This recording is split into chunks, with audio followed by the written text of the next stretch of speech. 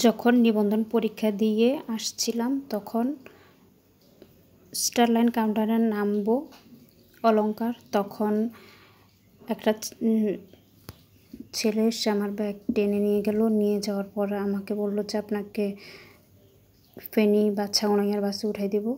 তারপরে কি করলো সে এটা আমাকে তারপর আমার ব্যাগটা নিয়ে দৌড়ালো। তারপর আমি ওর পিছিয়ে পিছিয়ে দৌড়ালাম। তারপর তারপর একটা দোকানে গেল, তো ওখানে ও এটা লিখে দিল।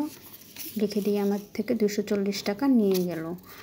আমি কতটা বোকা বা মূর্খ এটাই তার প্রমাণ হলো। কারণ আমি যাব ফেনী বা ছাগনাইয়া, এটা হচ্ছে নোয়াখালীর, আর এরকম কোনো টিকিট বাংলাদেশের নাই, কারণ এটা চকচকে হয় আর কোনো টিকিটে নাম লেখা থাকে না।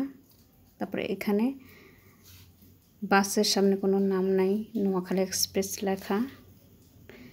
তারপর এই জায়গাটা হয় ছকচকে এরকম। আর স্টারলাইন কাউন্টারের উপর একটা কাভার পেজ থাকে, ভিতরে টিকিট থাকে কয়টার টিকিট ওইটা।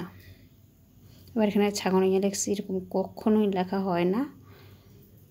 আপনারা কেউ দয়া করে আর প্রতারিত হবেন না, সব কিছু জেনে বুঝে চিন্তা করে তারপর টাকা দিবেন, আর নইলে চিৎকার দিয়ে লোককে ডেকে লোকটাকে ধরিয়ে দেবেন।